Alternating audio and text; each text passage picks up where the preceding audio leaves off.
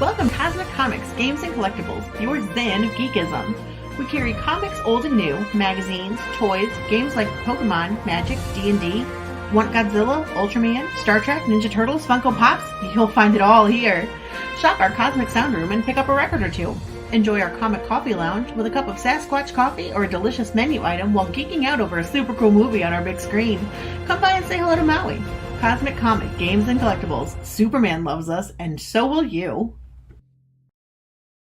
Hi everyone, Daphne Lage here. Join Nita Lanning and me on the Ragin' to the Vlogs show, where we talk about everything, nothing, and all the bits in between. Looking for hour-long conversations about indie comics, social media marketing, and crowdfunding, with the occasional rant and story time? Head on over to the Ragin' 2 channel on YouTube, Mondays through Fridays at 11 a.m. Eastern to join in the chat. Hit the button.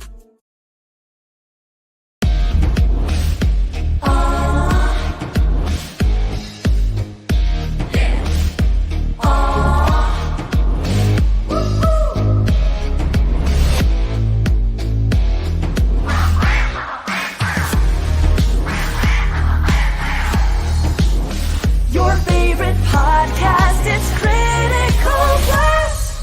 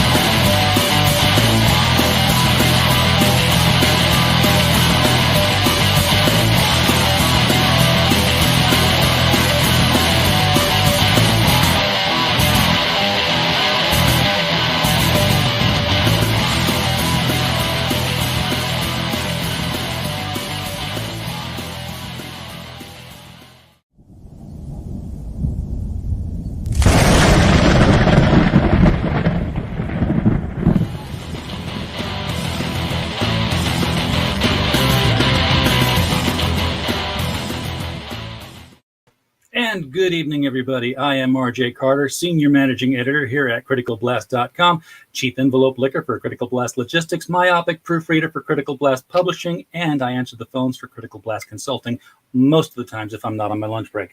As to the logistics portion of that, by the way, folks, if you are waiting on some books, guess what? They're probably in the mail and already on their way to you, especially if you backed the Embrace or if you backed Exilium. Both of these are... Embrace is like 95% out. I ran out of some materials, had to get some more in. They're in. I'm repacking the rest of them, sending them out. Exilium, all of it out the door, except for you, Randy. For some reason, you didn't put an address on there. Take care of that, and we'll get you your book. Tonight, we are going to be looking at another crowdfunded book, one that you've all heard of, one that's been, it got noticed. So we are very happy that we're able to talk with the creator here. We have with us tonight Mr. Gabriel Eltaeb. How you doing, RJ? Justice. I'm doing great, man. If I was doing any better, they'd probably want to send me out for testing. Good. Good. Oh, man, thank you so much for having me on here. I'm really excited to talk about this book. And I think it's fascinating that you do fulfillment and all that. I didn't know you did all that. But thanks again for having me. I'm really excited. I developed a talent talking with all you creators on here for spending your money. Okay. I tell people, hey, you need to make a print of this or a 3D figure of that. And when I started talking with folks overseas who couldn't, sell books because it cost too much to get it here, I told them, well, maybe you should. And I stopped because they're like, no, this is what I've done for a living, a day job, 35 years IT for logistics and movement companies. Oh. I'm like, I can do this. So Okay. I set it up and we've had over about 15 different campaigns have gone through us successfully now. Very cool. It's very fulfilling. Cool. It's fulfilling to fulfill. That's Right. both That's meanings. bold initiative to question it and then say, you know what, I can't do this. I like that. I already like what I'm hearing. So awesome, man. Congrats on that. Very well, cool. You kind of stormed onto crowdfunding real quickly here. First question I'm going to ask about the title, because I keep wanting to say, why is there not an "and" in here? I stumble when I say it. Right. Well, it's not a slogan. It's the names of the three heroes. Truth, Exactly. justice, American way. They are the honor guardians of America. They're a group of 3 amazing superheroes. So, we can go into the book a little bit later, but that is your answer to that question. Because if I start going on the book, then I'll go for 10 minutes. But I'll let you run things here.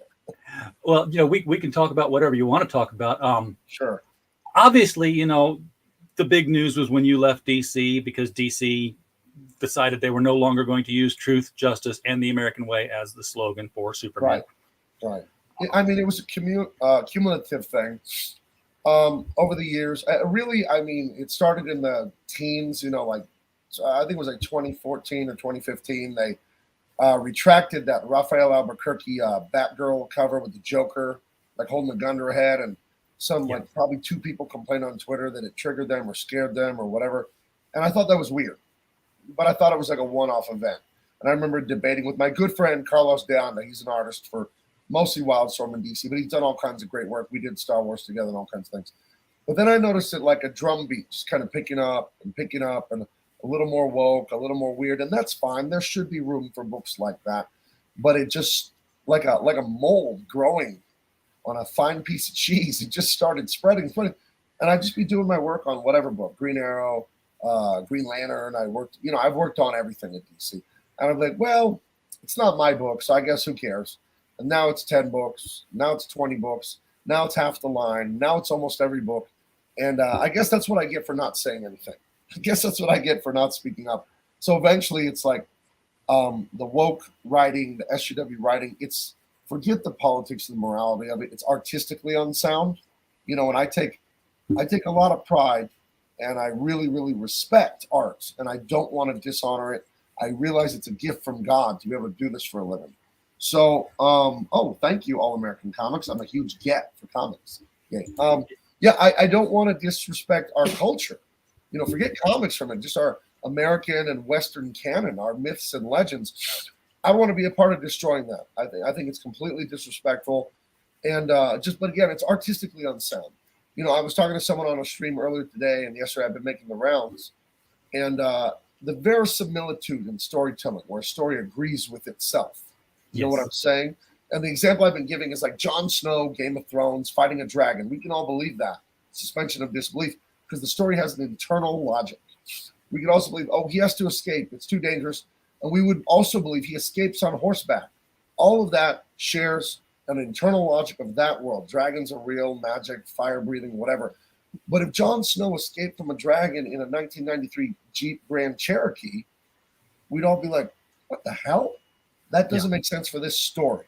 So a perfect example that's in the news right now is the Tolkien Lord of the Rings, which we all know is like a fictitious version of European history. We know that.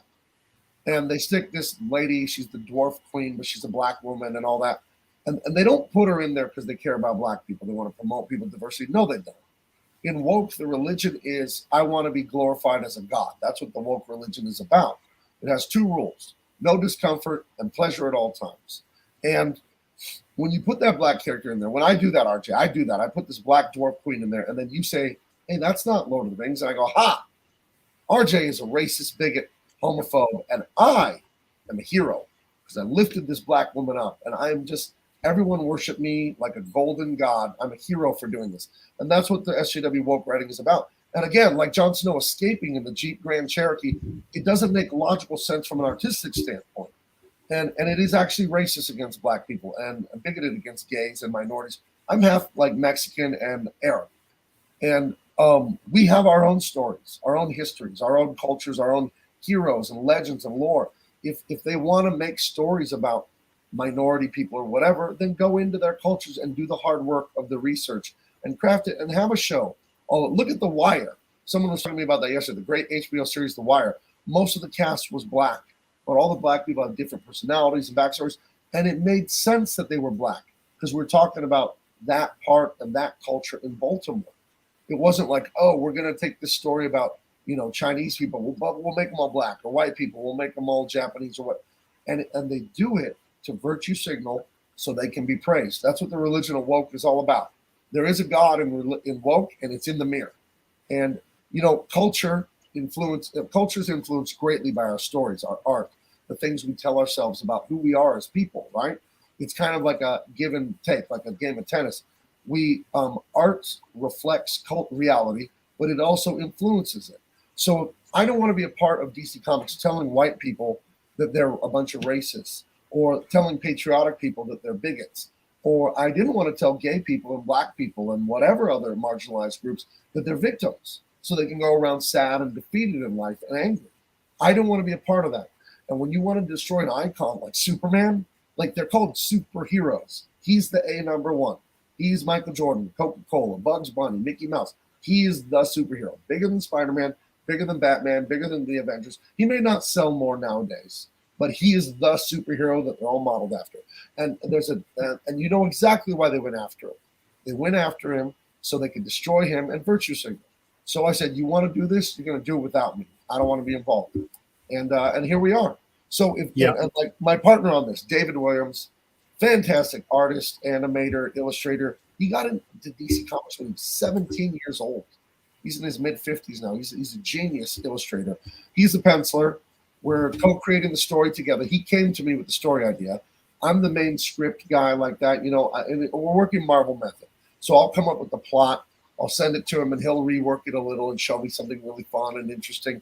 And then we have Gary Martin, 40-something year veteran of this business as the inker. And I'm also the colorist, too. So I'm like writer colorist. So it's really fun. We're just having a blast making this. I couldn't be more honored and feel more humbled and privileged to be working with my friends in Comicsgate, and the fans are absolutely the best. So yeah, well, they love you being here, man. Yeah. There's this thing that I used to hear spoken of more often than I hear now. It was called the soft bigotry of low expectations. And I see that in the comics industry with all the passing of all these mantles and right. the forced diversity of the passing of these mantles. Like, we're going to make Batman Beyond, like half black, half Asian or something like that. I can't remember what it is exactly right. now, but it's not that comics hasn't had diversity and work well. Right. The new X-Men were that was like the big diverse group in the 70s, for crying out loud.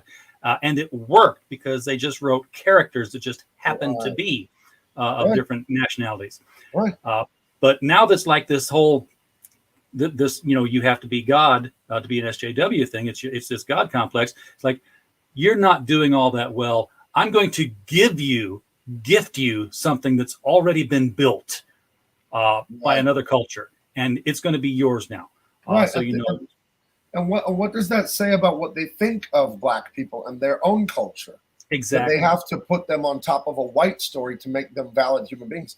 That's disgustingly racist. You know what I mean? Like Will Eisner did an all-Black story about Africa. It's an African legend called Sundiata. It's one of the last things he did in the early 2000s.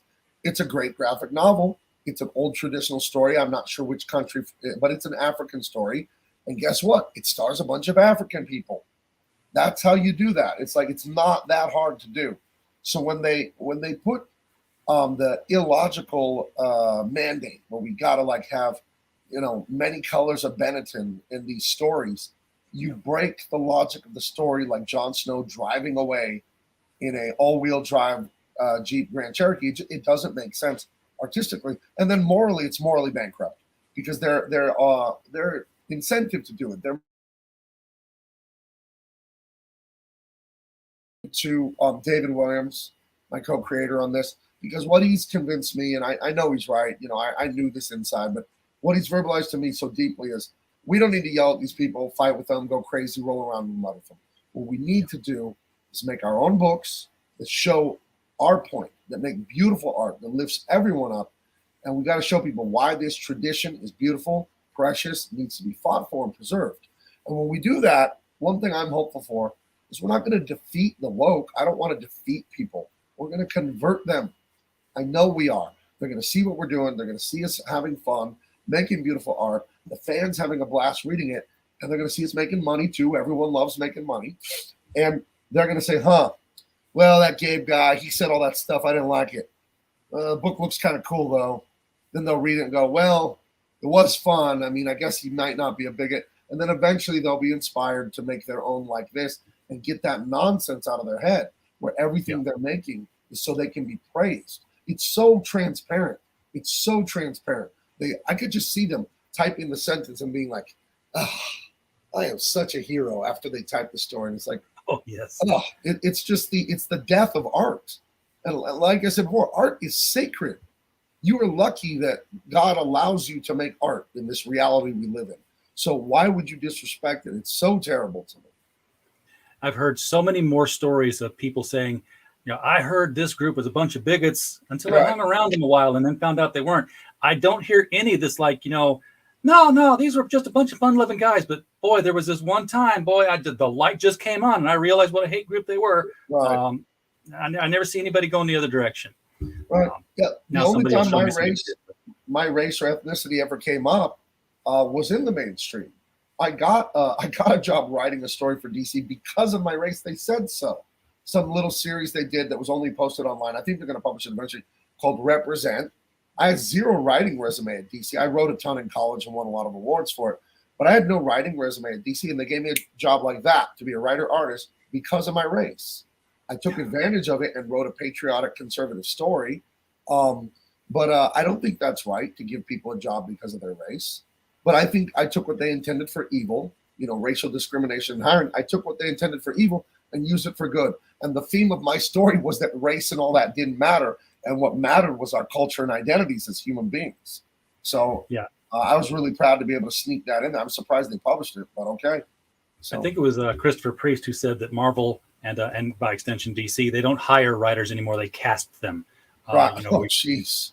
Right. Yeah, it's like Christopher Priest, amazing writer, and they're like, "Hey, you want to write a black character? You want to write a black character?" It's like, he's a human being, right? Who happens to be black. He's writing Vampirella and Draculina, and I don't think he's a tall white blonde with big boobs. No, last time I saw him, he wasn't. You never know nowadays. But if they're going to stick to their own rules, they need to find tall white blondes and brunettes with big boobs because the convention circuit would start popping with people. Yeah, can we just return to some? I mean, because there's things that people think you're attacking from the right or the conservative point of view, and you hate left-wing people. No. I think most left-wing, Democrat, moderate, whatever, I think they don't like the woke stuff either. It's the fringe of the left. This is a sliver of a percentage of a percentage. I worked on staff at DC Comics. It was an honor. I worked in the building at Wildstorm for 3 years. I was an employee of Warner Brothers. It wasn't a freelance job. And then when that closed and everything moved to Hollywood, then I went freelance and worked for everyone, mostly still DC. So I know these people that are getting downsized, that got laid off, that got fired in all the bloodbath of DC Comics. I know them. They're my friends. I feel sorry for them. They have husbands and wives and kids and mortgages. These are not bad people. There's a few bad apples, and they're unhinged, the bad apples. And it's kind of like you're in public and someone's going crazy, like at the bank or at the store or the subway, and someone's just going insane and scaring everyone. Everyone just looks down or looks at their phone, and in their head they go, "Oh man, I hope he stops," and no one stops him, right? So that's what goes on at Marvel and DC. Now, I haven't been inside Marvel. I'm just guessing, but in DC, that's what goes on. Most of these people are good, hardworking people who are just trying to pay their mortgages. And it's really sad to see it get ravaged by Hollywood and the woke insanity. But I'm telling you, the woke is just a tiny bit of the people there, but they're out of control. So they make up for their numbers with their zeal for evil. Yeah, and their volume, the loudness, because they're just megaphoned on places like Twitter, where it's not everybody is on Twitter. Very few people actually are on Twitter, but it looks like everybody when you're there. But you see the big companies make business decisions based on Twitter reaction, which is crazy. Yeah. I'm a huge NFL football fan. I'm a big guy. I'm 6'4", and I say all the time, I played a lot of football. I coached a lot of football. I love football. I love the culture of it. Excuse me, I've been on a lot of streams. Let me take a quick drink. Yeah, I'm with you. And I did 4 yesterday. I'm doing 3 today. I'm doing a couple tomorrow, some Friday. I'm just making the rounds. I love getting this message out there. But Marv Levy, the coach of the Buffalo Bills, who's a very good coach. They lost 4 Super Bowls in a row. That's too bad. But I remember him having a quote saying, if you listen to the fans long enough, you're going to end up sitting with them. And when I see Marvel and DC and all these companies react to 5 weirdos on Twitter saying, you can't publish that Batgirl cover, it's triggering like danger. It's just such poor decision-making from an artistic standpoint and a business standpoint. Batgirl being in danger, that's the whole thing about action movies and comic books. There's danger. And here's a little spoiler for everyone out there that gets upset that there was a gun to her head. The heroes in action movies and comics and all of it, they always almost die, and then they don't die. So don't worry, she's going to be fine. And they took away that danger element in Superman, didn't they? I mean, his paramour, his boyfriend, can't be hurt. That's the whole safety net they put around him. Right, absolutely, yeah. I don't know. It all came to a head for me. I was visiting my father in September and stayed with him for like 3 weeks, just because my parents got divorced when I was little, and I'm not estranged from my father, but we just kind of were never really close growing up that much. I would see him in the summers and a couple phone calls a year and maybe go, but it's like, we're older now, time's a wasting. Let's get it right. And I was hanging out with him and I was telling him my concerns. I was on issue 5 of the Superman book. And I'm like, Dad, I don't like what we're doing. This is bad. I don't want to do this. I don't want to be telling black people they're victims, gay people they're victims. And that hurts their life. That does decrease the quality of their life when you convince someone they're a victim, because it's harder for them to succeed in life.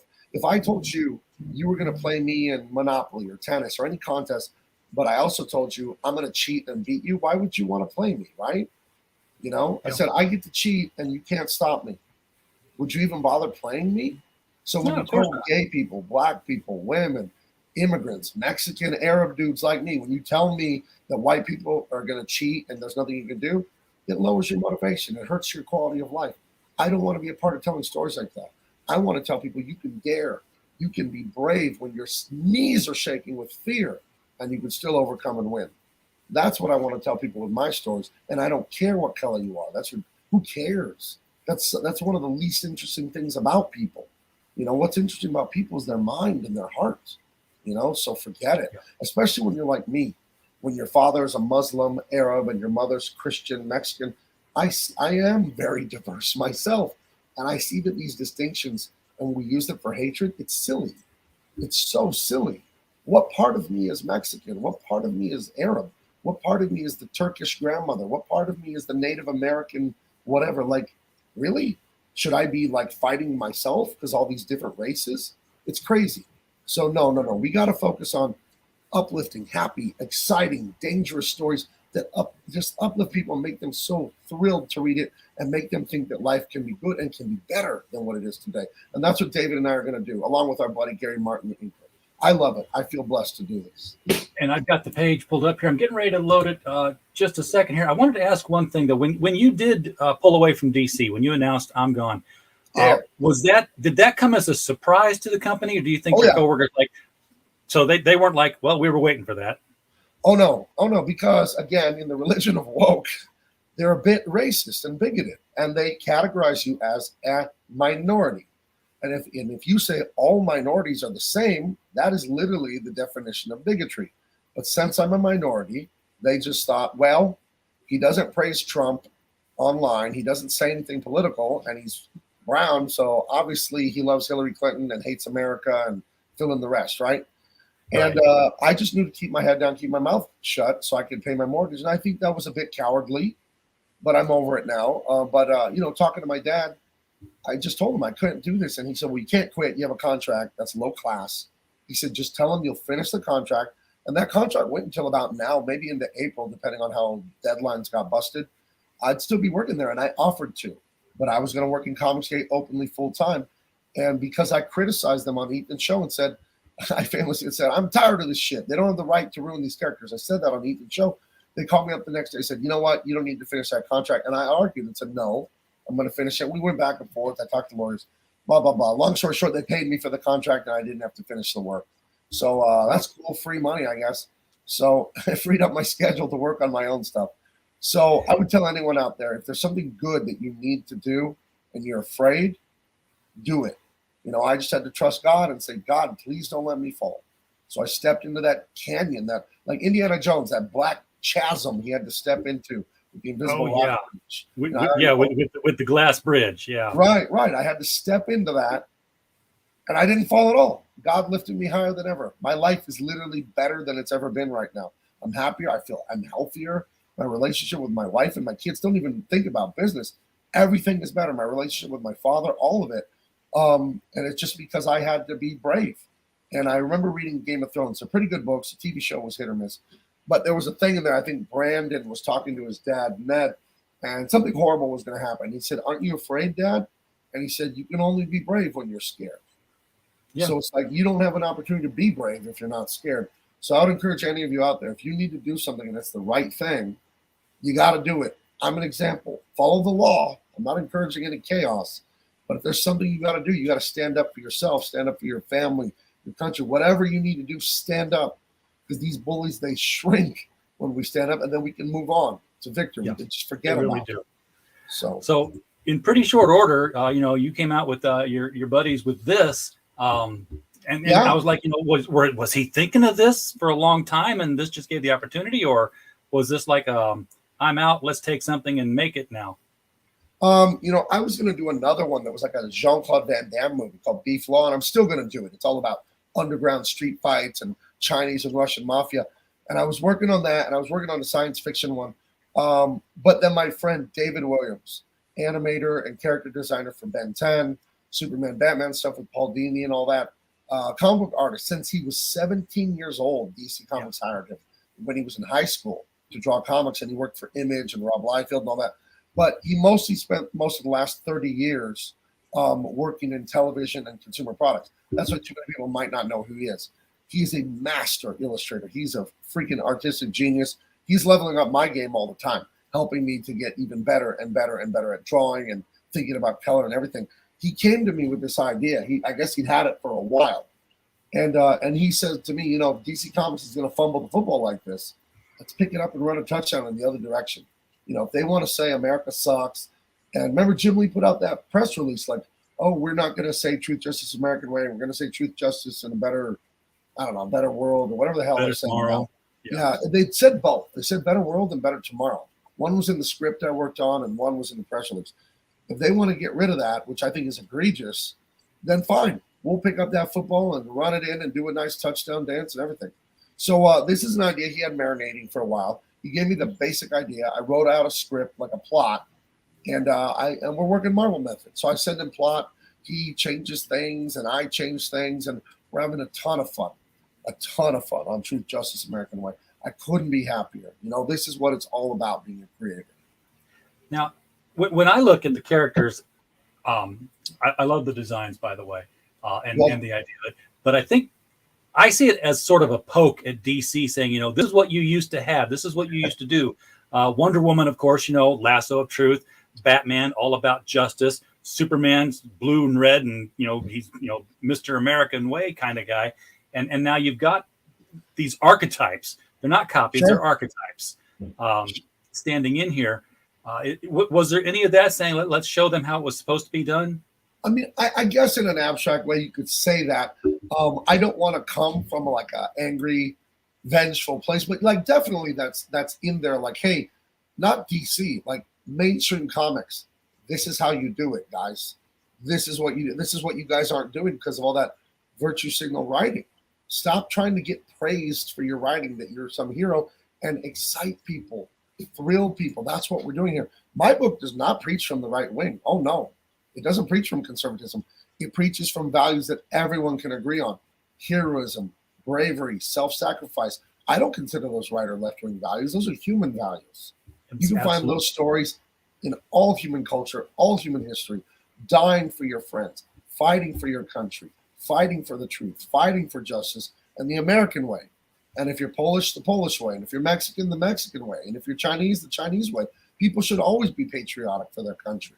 You owe your country a lot no matter where you're from, and you should be damn proud of it. There's a whole millions of people before you, generations in whatever country you're from, fought and died and suffered to give you everything you have that you're standing on right now. There's no way I want to disrespect that. So absolutely. But this book is lighthearted, but it's not like unserious. It's not like a little kid's cartoon or anything like that. This is a lot of fun. Think of the tone of the Batman animated series, where little kids can watch it and full-grown adults can watch it and have the same amount of fun. You know what I mean? It's sophisticated enough for adults, dangerous, daring. David Williams sends me all these Jack Kirby pinups and 2-page spreads. He doesn't even write any words. He just sends me like text messages of it. And he's like telling me, write stuff like this, write stuff like this. So we want this thing to be action, wire to wire, from the first page to the last page of the book. Just insane action. I've been joking with people that when you open this book, I want you to like duck, like, oh, like I want this thing to be crazy. But we're going to get deep in these characters' hearts. My job writing this, the main plot, I'm going to break these characters' hearts. I'm going to ruin their lives. And then we're going to show how when they love each other, stick together as a family, rely on their traditions and their culture and everything they were taught by the world they come from, they can fight their way back and fix their world. But yeah, I'm having fun destroying them at first. So, so can you tell us a little bit about the story? I mean, you told us now that you're going to destroy them and build them back up, but what's the? Well, if you scroll down, there's a little bit of flavor text there, but Dave and I are committed to secrecy on this thing. So the story's there. That's as much as I'm giving away for now. It's almost nothing, but it's you guys, this book. If you're watching me talk right now, you already know this book. I've been telling people this. If you've seen Star Wars, if you've seen Goonies, if you've seen Indiana Jones, if you've seen Rocky and Rambo, all the classic 80s, a little bit into the 90s, all of that amazing. There's page 1. It's the only page we've shared thus far, but we'll roll out more pages. But look at that. I mean, that's classic superhero action. You see them all looking up at something. And there's a big shadow covering American Way's a little bit. And that's all we're giving away for now on that. But, you got to trust us a little bit. We're trusting you to be some of the best fans in the world. And I have to say, the Comicsgate fans are so amazing, so fun and smart.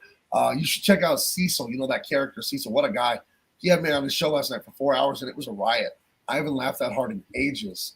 And he was very gracious to have me on his show last night. He was a very funny guy. He was very kind to me. We talked actually very seriously about life, and he told me a little bit about his background that he keeps it mysterious.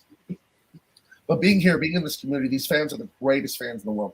I had to open a P.O. box. People are sending me stuff now, and I answer personal emails from people who bought the book, and they have questions, and what about the trading card, and this, that, and the other. And it's really fun to connect on a human level in this world where we have Twitter and Instagram and all this stuff, and we're just like not really socializing with people. It's all arm's length. It's so fun to answer an email, to tell someone that, or someone to tell me that they haven't bought a comic book since 1993, but they bought my book and they're little boys. They showed it to them and their sons love it and they're excited to get it. That's what it's about, man. It's a privilege that God gives me the blessing to make gorgeous art that's going to inspire people. And maybe that's what we need more of. Right. Yeah. Absolutely. Shadowhawk Backs. Good to see you in the chat, my friend. Shadowhawks was a big contributor last Tuesday. He's on my channel all the time. Hey, buddy. Oh, yeah. Good to see you. Yeah, I see him all the time. He was here for our auction. We did a charity auction for comicbooksforkids.org, and I tracked your action figures that you bought. I saw you got those. Hopefully you got everything else, and everyone's got their stuff by now. We raised about $300, $400 by the time it was done, because some of our guests threw money at it as well. They didn't buy anything; they just threw money in. Very cool. And that puts comic books in the hands of kids who are in hospitals and cancer wards. So, very, cool.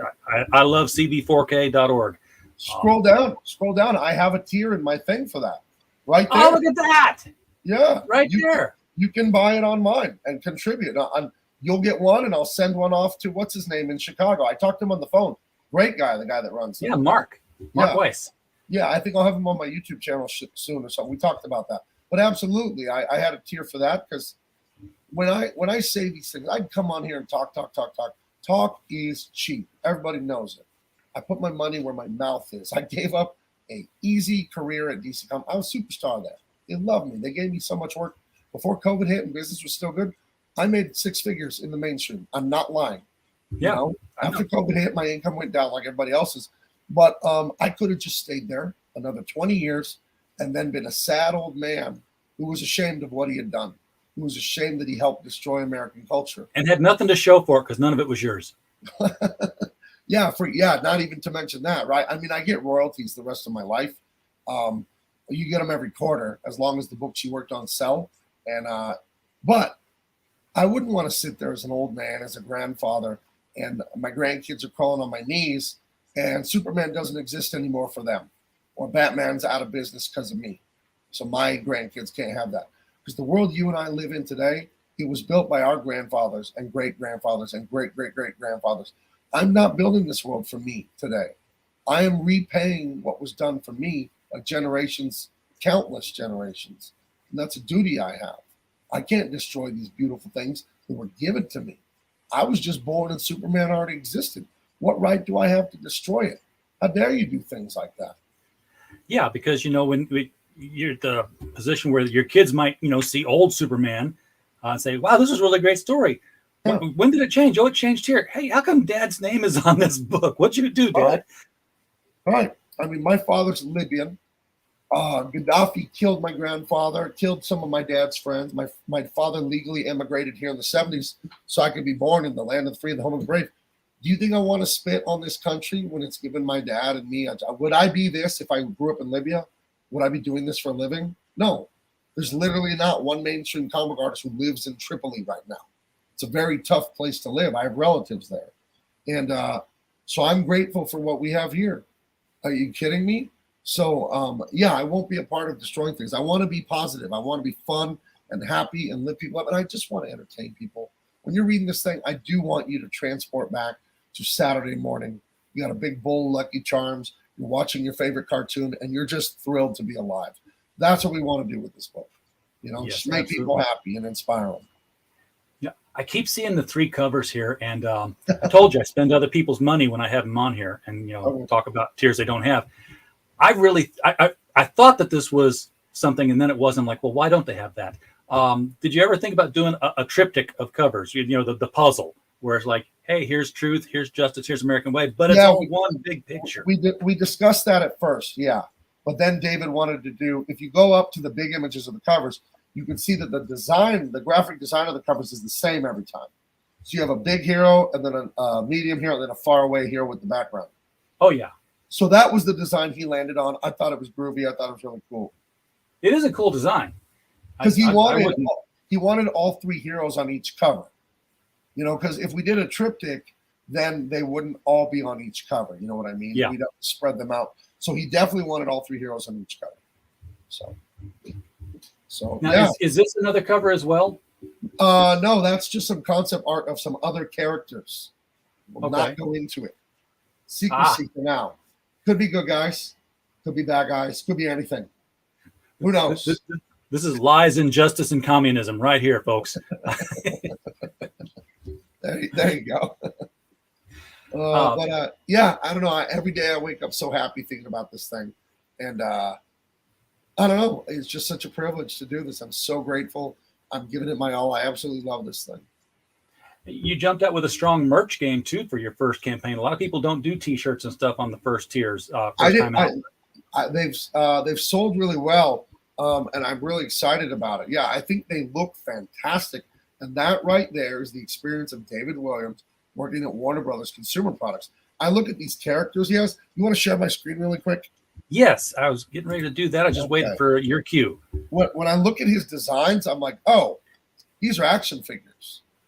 Like instantly, these are action. They're so iconic looking. The designs are deceptively simple. You know what I mean? And I look at him, I'm like, oh my gosh. Like, look at that justice scale on his chest. I worked on this for a little while, and after a few weeks, my son pointed out to me one day, like, oh, that's a skull. I'm like, oh my gosh, the eyes, the nose, I see it now. That is a skull. I didn't even realize. And I called Dave and asked him, the designer, and he's like, yeah, it's a skull. So, yeah, if you need, your Charles Bronson Midnight or Batman, Punisher, we've got it in spades for you if you need your badass street guy. So my favorite action hero actually is Charles Bronson. I love those Death Wish movies. So absolutely. Yeah, I don't know, just having a lot of fun. So just looking at the T-shirt here, by the way, does Truth have a symbol that's on her shirt here, or is that a cutout boob window? I cannot tell. That is a boob window. When you buy the T-shirt, no, it'll be yellow ink. We don't want to force people into boob windows, So if you want to, you can always cut it out, folks. Yeah, if you want to cut the shirt, get an adult you trust and give you some scissors, and they can help you with it. Here's a little, like, just when I say we want to have fun. Okay, so we got our street level Charles Bronson badass. I love this. On his pistol, you see what's engraved on it? Oh, easy way. Okay, and he also has his nightstick. Check this out. The hard way. I love that. right? So I had missed what was on the pistol before. I hadn't looked that close. yeah, it's the easy way and the hard way. So just little touches like that. We feel like kids at a playground, me and Dave, just having all the fun we want to have all the time with this stuff. When we're trying to work on designs or concept, the answer to every question is, well, what do you like to draw? And that's it. I'm so proud that one of the villains I created, the name is one of the funniest things I've ever come up with. And the concept, I think people are going to scream. I think people are going to love it. When I think about it, it just makes me giddy. I absolutely love. I came up with the villains pretty much on my own. He gave me a real basic idea, and I was like, okay, I know what to do here. So the villains I love. They're really fun. So because heroes are only as heroic as their villain, right? Sure. The villains, They if need the something villains to are reflect. weak, yeah, if the stakes are low, the story's not interesting. So, yeah. Now you said that you're gonna break your heroes down and then build them back up. Is that all happening in this book, or is this going to be happening over a series of books? Yes and yes. Okay. Think of it like Star Wars. The first movie is a complete story, but you also have Empire and Jedi, right? Right. So think of it that way. We're just going to keep rolling with this. So yes, you will get a story in the first volume, but it'll also lead to other things. This is ongoing. This is a burgeoning superhero universe. We're not going to do one book. What we want to do, we want to raise enough money. We want to hire our friends to write things, to draw things. I would love to see a Justice solo series. You know what I mean? Like a street level crime series with him by himself. I would love to see we have all kinds of ideas for other heroes. I've been talking to Mike Barron and some other guys. Yeah, I would love to get into that, but we need your support, guys. It takes money to do these things, right? So we definitely want to hire friends and get it done. And if the major comic book superhero universes are going to destroy themselves, I will gladly fill that vacuum. That's fine. That's fine. People want this. People want this, and they need it. So David and I are more than up to the task to fill this. All right. I just refreshed the page here. Whoever's in the chat who is upping their backer choice, continue to do so and let me know when you've done it, because it just went backwards. And I know that only happens if somebody's canceling to go for something bigger. Oh. I was like, I don't want people to move on my show the wrong direction. Okay. This is not what we're here for. And if you do want to get behind Truth, Justice, American Way, the link to the Indiegogo is right below the video. It'll be there even, on the replays. It's also pinned to the top of the chat. If you're here live, just, look right up there in the upper right-hand corner, click on it. It won't take you away from the show. You'll still be able to hear Gabe go on about stuff. But you can also, throw money at this project, which is what we're really here about. Right. So let me reload this again to see if it moved. No. Get that money back in there, guys. Whoever took $80 out of here, no. 687. It's 687. It was a 797 before. So it was 110. You know what? When you're getting into the hundreds, I think I've had 2 or 3 returns. Don't worry about it. I think it could be a return. That's fine. You never know. There's inflation. There's all kinds of stuff going on. So money aside, maybe someone bought something and they realized they probably should have spent that money. That's fine. No one owes me a penny, man. I need to earn it. So I'm not worried about that at all. Well, it's a great looking book though, and you're right. These characters are iconic. Now, did David did all the designs on them, and you're penciling after the designs, or did you have collaboration? Where like hey, this part is what I do, this part's what you do. David is a penciler. Gary Martin's an inker. I'm the colorist, and then like script writer and all that. And David's also co-writer on the story. Like we're collaborating on the story. He gave me the main idea for the story, and then I write the plot. And then I give him the plot, and he adjusts it and gives me neat ideas. So I'm the main story guy, I guess, and the scripter, and then the colorist too. So yeah. Okay. Now you said that you had some, award-winning stuff when you were in college. Was that comic scripts you were writing, or prose novellas? I did a strip in college called Higher Education, like a Garfield, like a Dilbert, like that. I did it for the school newspaper for a few years, and it won first place from Columbia University 2004. Humor and stuff like that, and I won dozens of awards for that strip. So I know I'm a pretty good humor writer, but this is not a humor book per se, but there definitely will be humor in it. So that's how Frank Cho got his start. Who got it? Their start that way? Frank Cho. That's how he got his start. He was doing University Squared when he was in college. It's funny you say that. It's funny you say that. I went up to Frank Cho at the Comic-Con in the year 2000. I loved University Squared and Liberty Meadows from Image, and I asked him, "How did you get into professional art?" And he said, doing University Squared at the University of Maryland. This is Artist Alley, San Diego Comic-Con, year 2000. So I said, okay. So I went back to school the next semester, and I walked into the school newspaper, and I told them I did a drawing of the Trinity from DC, Superman, Batman, and Wonder Woman. I had a huge drawing, like 18 by 24, and I showed it to the editor there, and I told him that their comics were not good, not funny, and not drawn well, and he hired me on the spot. So Frank Cho is the one that told me to try my college newspaper. Very interesting that you brought him up. What a coincidence. It was a similar story, so it just reminded me of it. I've got a signed copy of University Squared. Love that stuff, and very sexy drawings that he used to do. Shadowhawk says if you do action figures, because you did say that they were they look like action figures. He's all in. Is there thought of that? I mean, you've got the designs. I would love to do it. I just don't. Like Warren Buffett said, I don't get involved in things I don't understand. So before I would launch any campaigns like that, I would talk to other people that have made toys. Ethan's done it, and do as much research. So toys for this, yeah, someday for sure I'd love to. But right now, no plans for it because I got to do the business research first, make sure I understand the ins and outs, the cost, delivery, manufacturing. I don't know anything about it. So not today, but yes, someday I'd love to do it. All right. You're looking at an October 2022 delivery date on this. How much a book would you say is done right now? In what portions? How much is written? How much is I've got the entire plot's done, but I'm reworking it. We're kind of going organically as we go along with the story. You know what I mean? And so I write some, and then when we go to draw it and stuff like, oh, it changed a little bit. So this whole thing is moving along as we go, but we keep the main story beats and all that stuff. And as far as the artwork that's done, we're still in the beginning. We still have just a little bit done, but we have more than plenty of time. I never missed a deadline in all my 20-something years as a professional artist.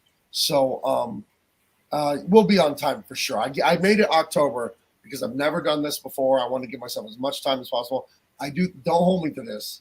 You can hold me to October. I do think we'll be done before that. But I just wanted to play it safe and make a long deadline, just to be careful. I've never done all the shipping, all the mailing, all the trading cards. I've never done it. So I just want to be real careful with the schedule. Yeah. You guys have a writer, you have an inker, a penciler, all that stuff. Who's your editor? Because I did this whole big video on crowdfunded books saying, yes, you need an editor, and it's not you. You'll have to forgive me. I forget the name of the woman. It is a friend of David Williams from also Warner Brothers. He's engaged her about it. She's supposed to talk to me about it sooner or later. And I haven't engaged with her yet, but don't worry, we'll be doing all that. The fact that you have one is enough for me Right. because I see a lot of great books that take me out of the story when I read them because they were, creator owned and driven and therefore didn't need an editor. Right. And, you get too close to things. You can't see the problems with it when you're in love with your character that much. Right. Absolutely. And just simple things like spelling errors. You need another set of eyes. Sometimes you'll write the word "the" twice, and you're not going to see it. Your brain's going to erase it. Well, especially in a word balloon where it ends one line and starts another. Right. Absolutely. Yeah. Well, Gabe, is there anything that anything special about this series that nobody's bothered to ask you yet, and you're just dying to tell people about? No, I mean, we're not revealing too much up front, but we will roll some things out. One thing I do want to tell people is that we're going to have, where did I put it? Oh, this Truth, Justice, American Way art contest. Ah, yes. So you pick your favorite, because we started getting fan art flooding in when we started this, and it was so wonderful to see that we're inspiring people already. So I said, why not pay people a little bit and reward them with some free books? So yeah, draw your favorite of the three heroes, one character, post it and tag it, David and I on Instagram. He's DWAMS Art. I'm Gabe Eltaeb on Instagram. And on Tuesday the 15th, David and I will pick a winner. Now, John Malin ran an art contest, and I was talking to him last night on Cecil's show. He said, don't judge it yourself. You can hurt your fans' feelings. I don't know how serious he was being about that. I thought, man, maybe I'll get my adult daughter to judge it or something like that. Maybe I won't judge the art contest. But it'll definitely be, the winner will get $100 cash now. You don't have to wait for a prize till October. And then when the books come out, you will get a set of all three for free, each cover. Wow. So that's a great deal. It makes me wish I could draw. Give it a try. If anybody ever has a writing contest and says, hey, write us up a couple of panels, I'll jump in there because there you go. I'm a published author. I can't draw stick figures any better than Matt Fiesel. But yeah, I definitely want people to know about that, the art contest. I think that'd be a lot of fun for people. You also mentioned in the pre-show before we came on that you're going to be doing some television appearances here.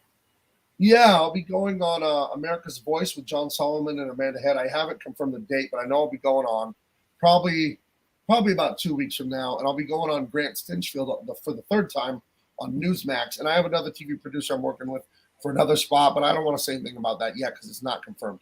But the first two are definitely confirmed. I'm not sure when, but it will be in the next 2, perhaps 3 weeks. And I love to go on there and spread the message around. I really want to inspire people, you know? So. Yeah, and you will be able to show Truth, Justice, American Way on those shows, or are they going to be about different topics? I already shown it on Grant Stinchfield's show. That's why I go on to talk about my book. It's very relevant to their audiences or more conservative news audiences to talk about the culture war. This is how we win it. We don't win it by fighting with woke people. We win it by making beautiful art and showing people why this is the right way to go. That's how you win. You don't win by yelling at people, calling them stupid. You know, they're just going to dig their heels in. You know what I mean? So you can't destroy their thing. Make your thing so attractive that they can't stay away from it. Absolutely. Absolutely. All right. Well, Gabe, thank you so much for bringing Truth, Justice, American Way. I keep wanting to say and. I'm not going to. I'm getting used to not saying it now. Bring it onto the show for our viewers tonight here. I'm going to get behind this when it's Indiegogo, so it'll take my money right away. Not like Kickstarter. Kickstarter, I have to tell my phone to remind me to buy things on the last day of the campaign because I don't like the way Kickstarter waits a month before it takes my money. Okay. But this looks like a very fun project. I do like the characters look so much. I can't wait to read them and see how they read out because you get so much more understanding of their characters when you actually see what they're saying and how they act. Sure. Yeah, Abominable Grizzly, you're absolutely right. Beat non-talent with talent. Yeah, agreed. Absolutely. So everybody in the chat, thank you so much for stopping in tonight. We don't have a show if you're not here. So we definitely always appreciate you being here. And as always, we just hope you had a blast. Good night, everybody. Thank you.